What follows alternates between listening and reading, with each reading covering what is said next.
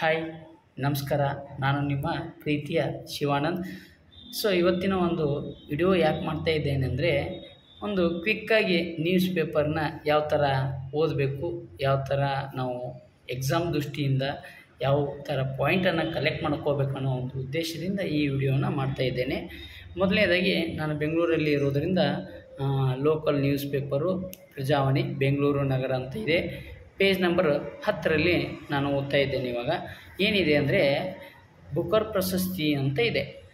ಇಲ್ಲಿ ಏನು ಹೆಡ್ಲೈನ್ಸ್ ಇದೆ ಅಂದರೆ, ಬುಕರ್ ಪ್ರಶಸ್ತಿ ಡ್ಯಾಶ್ ಸುಮಂತ್ ಹಾರ್ವೆ ಅಂತ ಇದೆ. ಹಾಗಾದರೆ ನಾವು ಈ ಒಂದು ಎಕ್ಸಾಮ್ ದೃಷ್ಟಿಯಿಂದ ಇದನ್ನು ಯಾವ ಥರ ಪಾಯಿಂಟನ್ನು ಮಾಡ್ಕೋಬೇಕಂದ್ರೆ, 2024ನೇ ಸಾಲಿನ ಬುಕರ್ ಪ್ರಶಸ್ತಿಯನ್ನು ಯಾರಿಗೆ ಕೊಟ್ಟರು ಅಂದರೆ ಸುಮಂತ ಹಾರ್ವೆ ಅವರಿಗೆ ಕೊಟ್ಟರು. ಹಾಗಾದರೆ ಯಾವ ಕೃತಿಗೆ ಕೊಟ್ಟರು ಅಂತ ನೋಡ್ಕೋತಾ ಹೋದರೆ, ಆಂಬಿಯಸ್ ಆ್ಯಂಡ್ ಬ್ಯೂಟಿಫುಲ್ ಆ್ಯಂಡ್ ಆರ್ಬಿಟಲ್ ಅಂತ ಒಂದು ಕೃತಿಗೆ ಈ ಪ್ರಶಸ್ತಿಯನ್ನು ಕೊಡ್ತಾರೆ. ಈ ಪ್ರಶಸ್ತಿ ಅಂದರೆ ಈ ಕೃತಿ ಎದಕ್ಕೆ ಸಂಬಂಧಿಸಿದೆ ಅಂದರೆ, ಬಾಹ್ಯಾಕಾಶಕ್ಕೆ ಸಂಬಂಧಿಸಿದೆ. 6 ಜನ ಬಾಹ್ಯಾಕಾಶವರಿಗೆ ಒಂದು ದಿನ ಸೂರ್ಯೋದಯ ಅಂತ ಒಂದು ಕೃತಿ ಬರೆದಿದ್ದಾರೆ. ಆ ಕೃತಿ ಅವರಿಗೆ ಸಂಬಂಧಿಸಿದೆ. ಹೀಗಾಗಿ ಬಾಹ್ಯಾಕಾಶ ಕೇಂದ್ರಕ್ಕೆ ಒಂದು ಈ ಕೃತಿ ಒಳಗೊಂಡಿದೆ. ಹಾಗಾದರೆ ಯಾವ ಕ್ಷೇತ್ರಕ್ಕೆ ಕೊಡ್ತಾರೆ ಅಂತ ನೋಡ್ಕೋತಾ ಹೋದರೆ, ಇಂಗ್ಲೀಷ್ ಸಾಹಿತ್ಯ ಕ್ಷೇತ್ರಕ್ಕೆ ಕೊಡ್ತಾರೆ. ಇಂಗ್ಲೀಷ್ ಸಾಹಿತ್ಯ, ಪ್ಯೂರ್ ಇಂಗ್ಲೀಷ್ ಸಾಹಿತ್ಯಕ್ಕೆ ಈ ಪ್ರಶಸ್ತಿಯನ್ನು ಕೊಡ್ತಾರೆ. ಹಾಗಾದರೆ ಈ ಪ್ರಶಸ್ತಿನ ಅಮೌಂಟ್ ಎಷ್ಟು ಇರ್ತದೆ?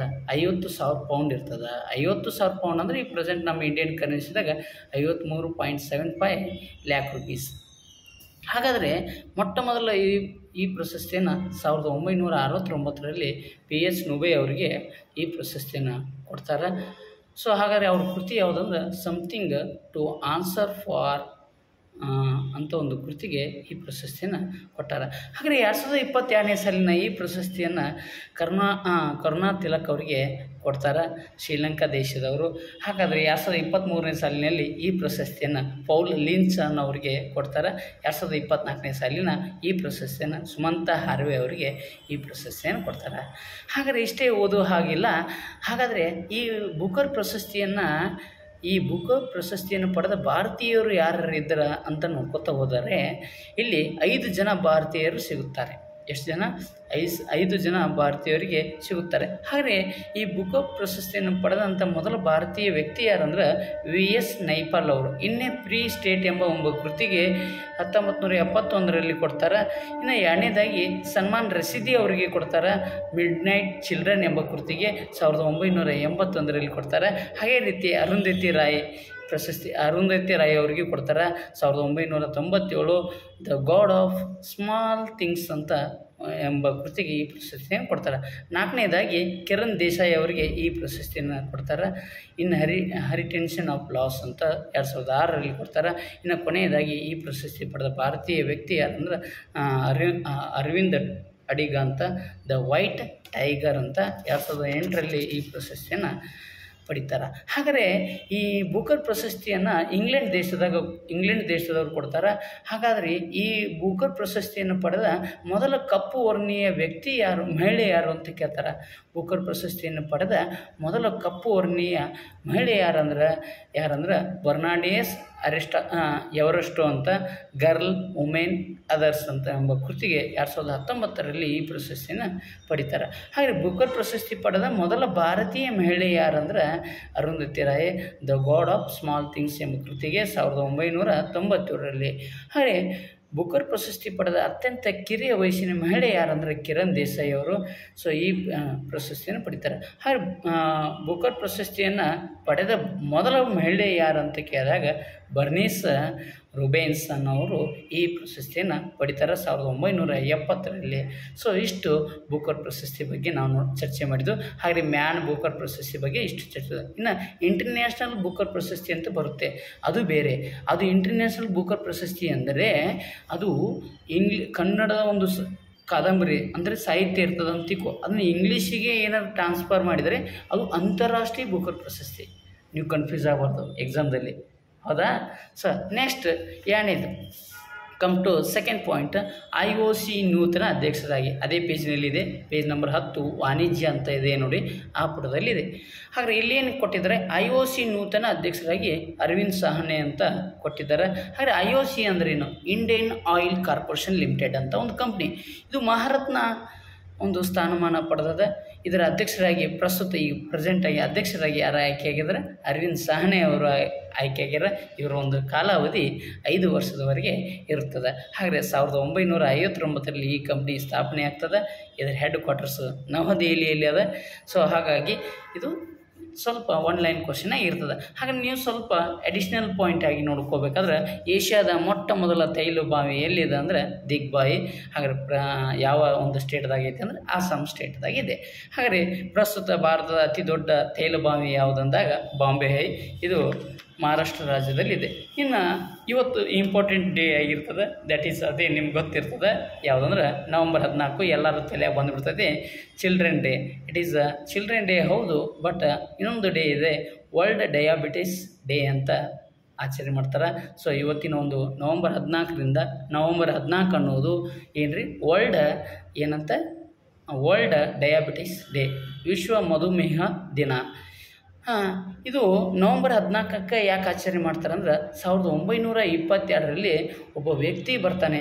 ಅವನೇ ಯಾರಂದ್ರೆ ಚಾರ್ಲ್ಸ್ ಬೆಸ್ಟ್ ಅಂತ. ಯಾರ್ರಿ, ಚಾರ್ಲ್ಸ್ ಬೆಸ್ಟ್ ಅಂತ ಒಬ್ಬ ವ್ಯಕ್ತಿ ಬರ್ತಾನೆ. ಅವ ಏನು ಮಾಡ್ತಾನೆ ಅಂದರೆ, ಅವನು ಇನ್ಸುಲಿನನ್ನು ಕಂಡುಹಿಡಿತಾನೆ. ಆ ಇನ್ಸುಲಿನ್ ಕಂಡುಹಿಡಿತಾನ. ಅವರು ಒಂದು ದಿನವಾದ ಇವತ್ತು ನವಂಬರ್ 14 ಏನು ಆಚರಣೆ ಮಾಡ್ತಾರೆ ಅಂದರೆ, 1991ರಲ್ಲಿ ವರ್ಲ್ಡ್ ಹೆಲ್ತ್ ಆರ್ಗನೈಜೇಷನ್ ಮತ್ತು ಇನ್ನೊಂದು ಇಂಟರ್ನ್ಯಾಷನಲ್ ಡಯಾಬಿಟಿಸ್ ಫೆಡರೇಷನ್ ಅಂತ ಈ ಎರಡು ಸಂಸ್ಥೆ ಏನು ಮಾಡ್ತದೆ ಅಂದ್ರೆ, ವಿಶ್ವ ಮಧುಮೇಹ ದಿನ ಅಂತ ಆಚರಣೆ ಮಾಡೋಣ ಅಂತ ಹೇಳ್ತದೆ.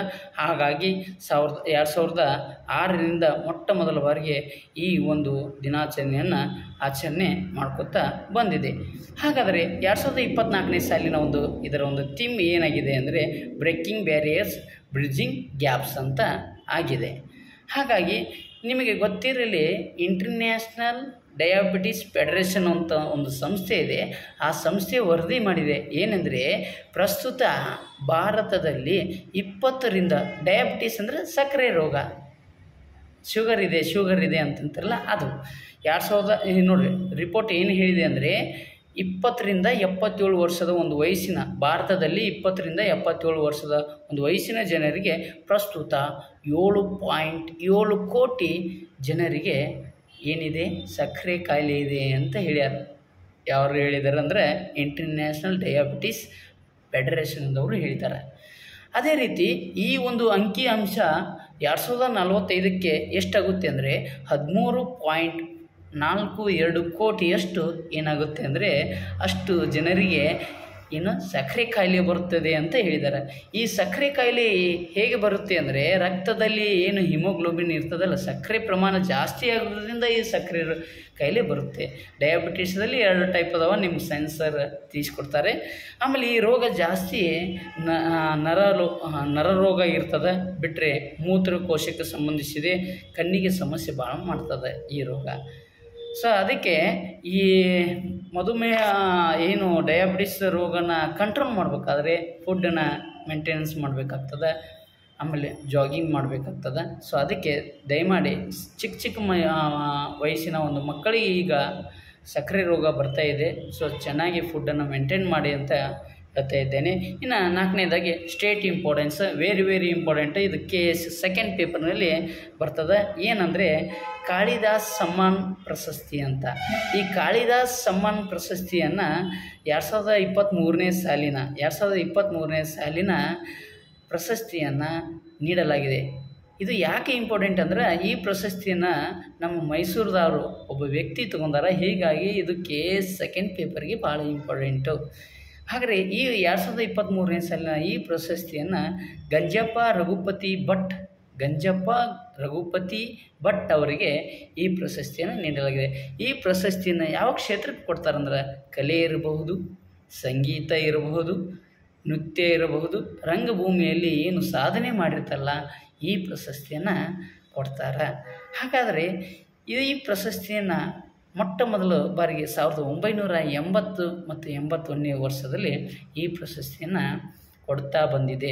ಅದು ಯಾವ ರಾಜ್ಯದವರು ಕೊಡ್ತಾರೆ ಅಂದರೆ ಕೇಂದ್ರ ಸರ್ಕಾರದವರು ಕೊಡೋದಲ್ಲ, ನಮ್ಮ ಕರ್ನಾಟಕ ಸರ್ಕಾರದವರು ಕೊಡೋದಲ್ಲ, ಮಧ್ಯಪ್ರದೇಶ ಸರ್ಕಾರದವರು ಇದನ್ನು ಕೊಡ್ತಾರೆ.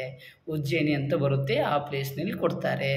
ಹಾಗೆ ಈ ಪ್ರಶಸ್ತಿಯ ಒಂದು ಮೊತ್ತ 5 ಲಕ್ಷ ಆಗಿತ್ತು. ಮೊದಲು 2 ಲಕ್ಷ ಇತ್ತು, ಇವಾಗ 5 ಲಕ್ಷ ಆಗಿದೆ. ಹಾಗಾದರೆ ಈ ಮೊಟ್ಟ ಮೊದಲು ಈ ಪ್ರಶಸ್ತಿಯನ್ನು ಮಲ್ಲಿಕಾರ್ಜುನ್ ಮನ್ಸೂರ್ ಮತ್ತು ಸಮುನ್ಗುಂಡಿ ಶ್ರೀನಿವಾಸ್ ಅಯ್ಯರ್ ಎಂಬುವರು ಈ ಪ್ರಶಸ್ತಿಯನ್ನು ಮೊದಲ ಬಾರಿಗೆ ಈ ಪ್ರಶಸ್ತಿಯನ್ನು ಪಡೀತಾರೆ. ನೆನಪಿರಲಿ ಆತ್ಮೀಯ ಸ್ನೇಹಿತರೆ, ನೆನಪಿರಲಿ ಕಾಳಿದಾಸ ಸಮ್ಮಾನ್ ಪ್ರಶಸ್ತಿಯನ್ನು ಮಧ್ಯಪ್ರದೇಶ ಸರ್ಕಾರದವರು ನೀಡುತ್ತಾರೆ. Okay, thank you. ಸೊ ಇಷ್ಟು ಇವತ್ತಿನ ಒಂದು ಇಂಪಾರ್ಟೆಂಟ್ ಡೇ ಆಗಿರ್ತದೆ. ಮತ್ತು ನೆಕ್ಸ್ಟು ಇಂಪಾರ್ಟೆಂಟ್ ಡೇಸ್ ಮುಂದಿನ ತರಗತಿಯಲ್ಲಿ ನೋಡೋಣ. ಓಕೆ, ಬಾಯ್ ಬಾಯ್.